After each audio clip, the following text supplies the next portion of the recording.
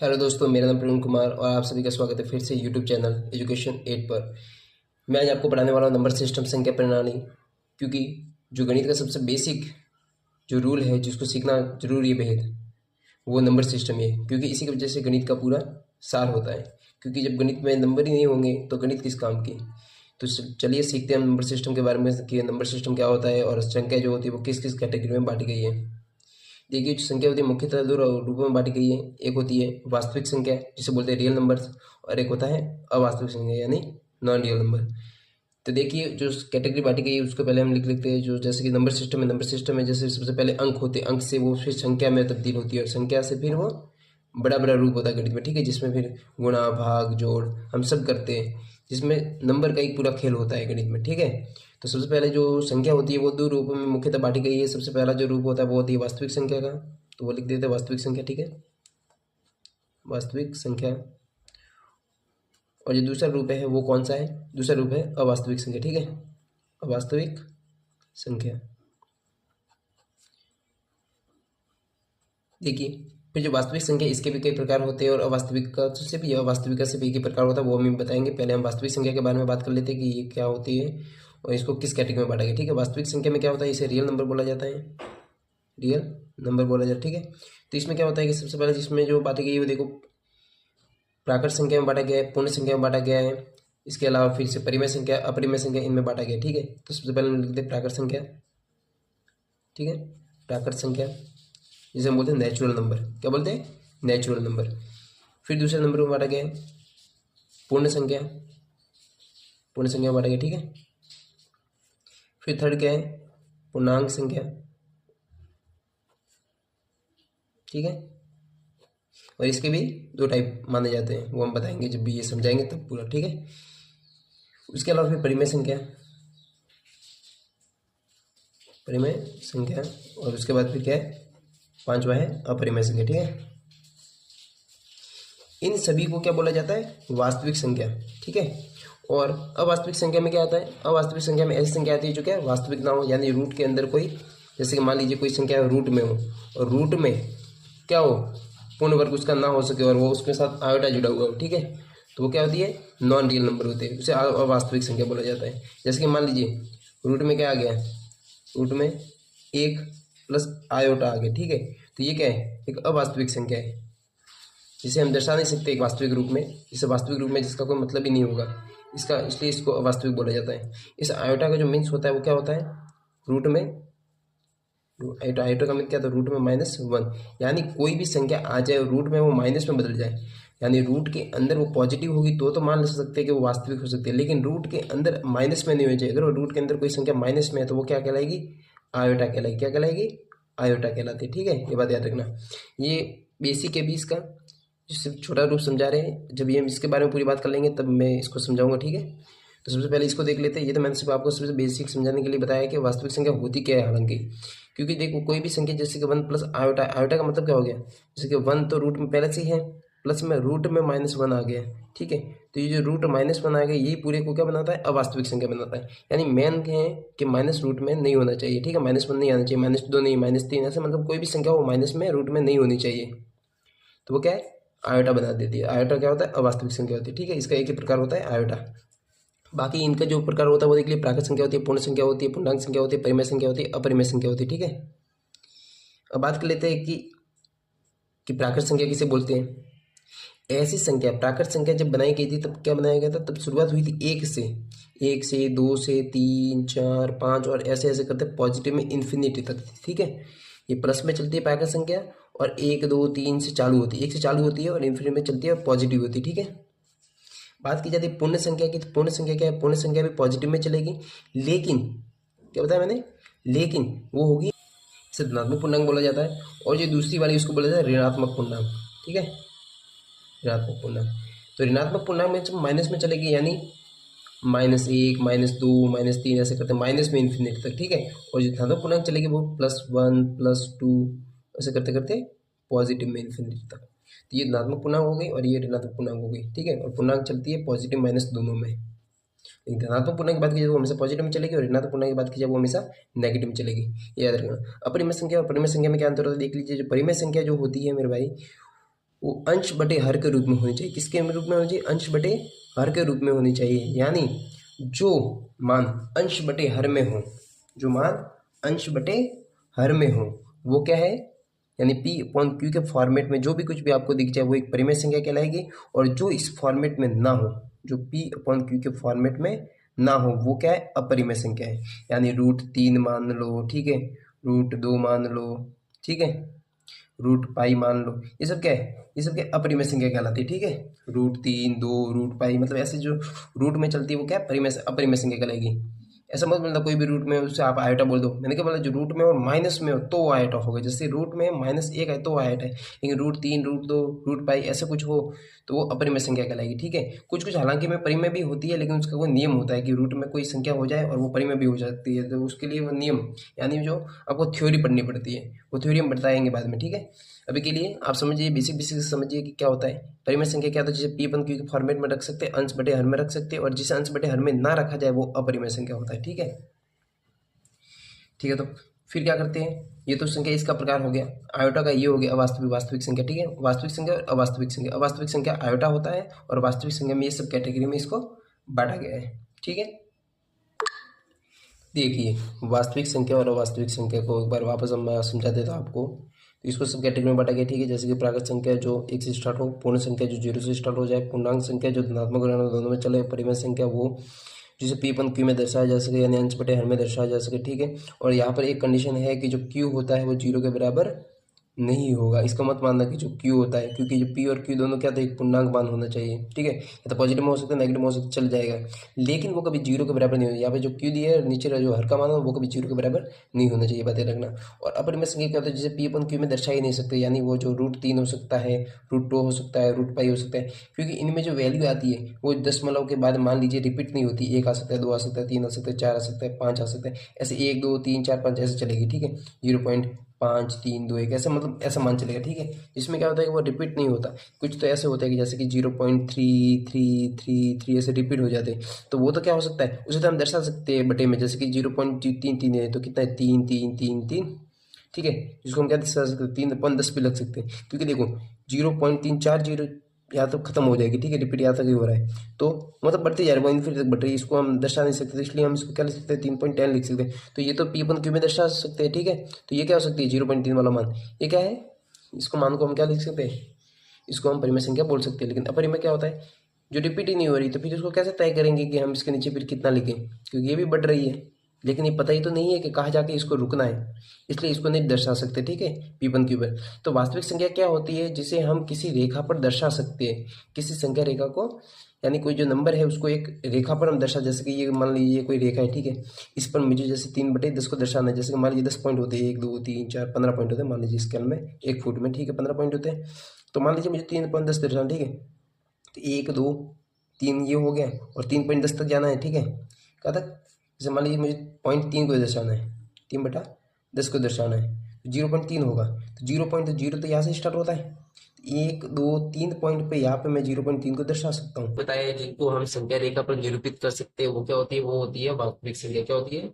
वास्तविक संख्या, ठीक है, वास्तविक संख्या, जिसे हम किसी भी संख्या रेखा पर निरूपित कर सकते हैं, ठीक है।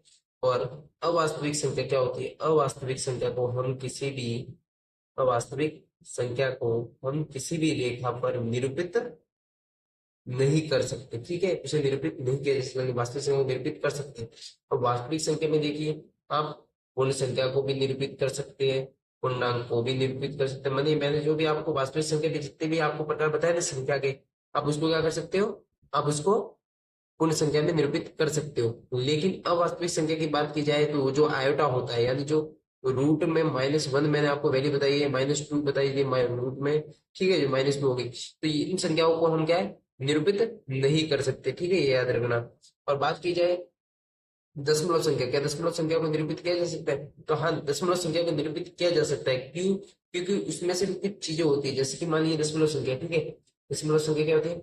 दशमलव यानी जो पॉइंट में चलते हैं, दशमलव संख्या। दशमलव संख्या में भी देखिए 2 प्रकार से माना जाता है। एक तो होता है शांत दशमलव, क्या होता है? शांत दशमलव, ठीक है, एक तो होता है शांत दशमलव, एक होता है अशांत दशमलव। अशांत दशमलव और शांत दशमलव क्या होता है इसके बारे में बात कर लेते हैं। तो देखिए, जो शांत दशमलव होता है वो क्या होता है, अपनी वैल्यू को रिपीट करता है। ठीक है, मान लीजिए जो कोई वैल्यू है, इसके मान लीजिए कोई वैल्यू जैसे कि 7.10 में दे रखी है, ठीक है, डेसिमल में, तो 0.7 पर खत्म हो जाएगी, बस इतना ही है। मान लीजिए कोई 6.100 है, 6.100 है, ठीक है, सॉरी 6/100 है, तो 0.06 में तब्दील होकर खत्म हो जाएगी, बस यहाँ तक। तो ये तो कहलाती है क्या, शांत दशमलव। लेकिन कुछ वैल्यू ऐसी भी होती है जो कभी शांत नहीं हो, जैसे कि मान लीजिए 1/3। अब इसको डिवाइड कर दीजिए, ये बढ़ता ही रहेगा, 0.3 कभी खत्म नहीं होगा, इन्फिनिटी तक जाता रहेगा, ठीक है, 3 बढ़ता ही रहेगा। इसलिए इसको सिंपल 1/3 लिखा जाता है। इसको हम क्या 1/3 में दर्शा सकते हैं, इसको भी 7/10 में दर्शा सकते हैं। इसलिए मैंने क्या बोला कि इसको संख्या रेखा पर निरूपित तो किया जा सकता है। लेकिन शांत दशमलव और अशांत दशमलव की बात क्या होती है कि जो शांत दशमलव होता है वो एक जगह पे जाकर रुक जाता है, उसकी सीमा होती है। लेकिन अशांत दशमलव में क्या, वो पॉइंट के बाद चलता ही रहता है, चलता ही रहता है, वो नहीं रुकता है, ठीक है। और बाद में जो अपरिमेय संख्या में भी, ये तो हो गई परिमेय वाली बात, जिसमें जैसे कि आपको दर्शा सकते हैं इस रूप में, तो वो तो परिमेय में हो गया 7 दशमलव और 7 दशमलव। और कुछ होते हैं जैसे √2 है, √2 का मान होता है 1.4414 कुछ ऐसा हो रहा है, ठीक है, मुझे एग्जैक्ट याद नहीं है, आप देख लेना, कुछ ऐसा ही मान होता है। और तो उसमें क्या होता है कि उसमें देखिए, इसमें रिपीट कर रहा है 1414, लेकिन पॉइंट के बाद, ठीक है, 1.4141414 ऐसे चलता रहेगा, ठीक है, ये भी इंफिनिटी तक, ठीक है। तो इसको मान हमको कैसे तय करेंगे कि इसका मान से वहां पर लगा सकते हैं या निरूपित कर सकते हैं, तो निरूपित देखिए, इसको निरूपित कर पाएंगे आप संख्या रेखा में, ठीक है, निरूपित तो कर पाएंगे, लेकिन इस मान को आप P1 Q में दर्शा नहीं पाएंगे, ये बात याद रखना बस, ठीक है। इसके अलावा मैंने बात की यूनिट डिजिट की, कि यूनिट डिजिट के नंबर सिस्टम में जो यूनिट डिजिट का खेल है वो बहुत महत्वपूर्ण होता है। और इसको कैसे सॉल्व कर सकते हैं, जो एग्जाम में ज्यादातर यूनिट डिजिट से क्वेश्चन पूछे जाते हैं, तो उसको कैसे सॉल्व करेंगे, तो वो बता रहा हूँ आपको। तो हेडिंग डाल देते हैं यूनिट डिजिट की, किसकी, यूनिट डिजिट की, ठीक है। देख लीजिए यूनिट डिजिट क्या होता है। देखिए यूनिट डिजिट में क्या होता है कि कोई संख्या दे रखी होगी और उस संख्या पर कोई पावर दे रखी होगी, तो उसमें पूछा जाएगा कि इसकी यूनिट डिजिट यानी इकाई मान क्या होता है। तो आप देखिए, जैसे कि मैंने पूछ लिया 123 की पावर 4, 123 की पावर 4 का मान पूछ लिया, इसका इकाई मान मुझे ज्ञात कीजिए, ठीक है। क्वेश्चन क्या है, 123 की पावर 4 का इकाई मान ज्ञात कीजिए। आप कैसे ज्ञात करेंगे इकाई मान, अगर आपने कहीं पढ़ा रखा हो तो आप ज्ञात कर लेंगे, ठीक है। अगर एसएससी और अदर मैथमेटिक्स जैसे कोई एग्जाम होते हैं जिसमें मैथ से जुड़े हुए क्वेश्चन पूछे जाते हैं, तो उसमें ऐसे सवाल हालांकि बहुत सारे आते हैं, ठीक है। देखिए ये भी 1 2 नंबर घेरते हैं भाई, इसको ध्यान में रखना बहुत जरूरी होता है। इसको कैसे सॉल्व करते हैं वो बताता हूँ मैं भी। जैसे कि पावर जो 4 दे रखी हो, इस पावर को, एक नियम होता है कि आपको इकाई का मान कहीं निकालना हो तो जो पावर होती है उसमें 4 का भाग देना पड़ता है, ठीक है। अगर 4 का भाग पूरा पूरा चला जाता है तो ठीक है, नहीं तो मैं फिर दूसरी ट्रिक और है उसमें बताऊंगा, जिसमें 4 का भाग नहीं जाता उसमें क्या करते हैं। इसमें तो 4 का भाग जा रहा है, देखिए पावर में 4 का भाग जा रहा है, कितनी बार 4 का भाग 4 एक बार गया, और एक पे इसको भूल जाइए, क्योंकि आपको इकाई का मान निकालना, तो इकाई इसमें क्या है, 3 3 ही है, 3 ले लिया, और पावर का आपको छोटी क्या बन गई, 4 के भाग देने से पावर 1 बन गई, तो 3 की पावर 1 क्या होता है, 3 होता है। यानी 123 की जो पावर 1 है इसका मान क्या आया, क्या आया, यहाँ पे 3 बता रहे हैं, ठीक है।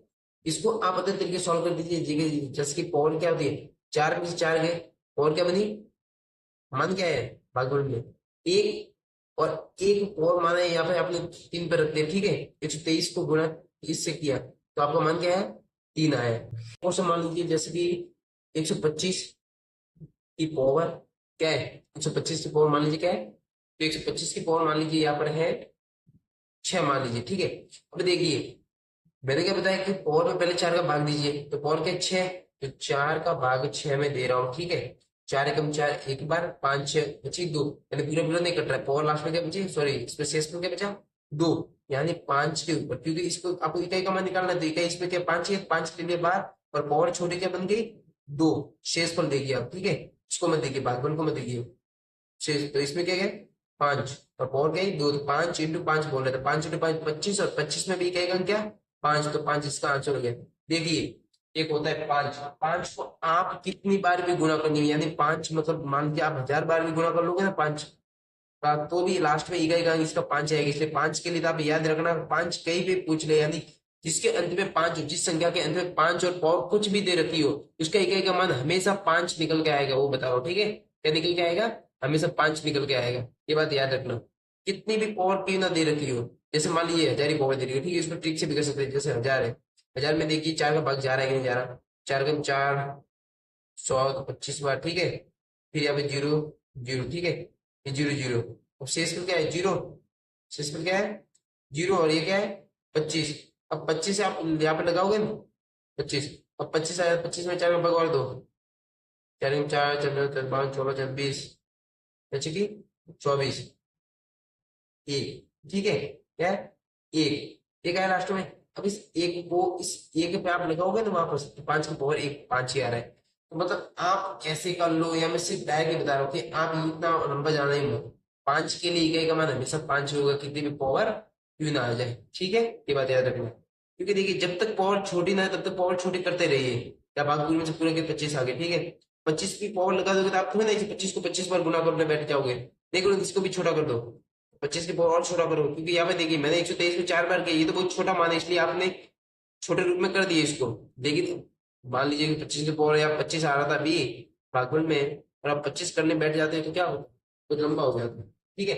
मैंने क्या बताया, जहां तक 4 का भाग पूरा पूरा चला जाए वहां पर तो भागफल देखते हैं, क्या देखते हैं?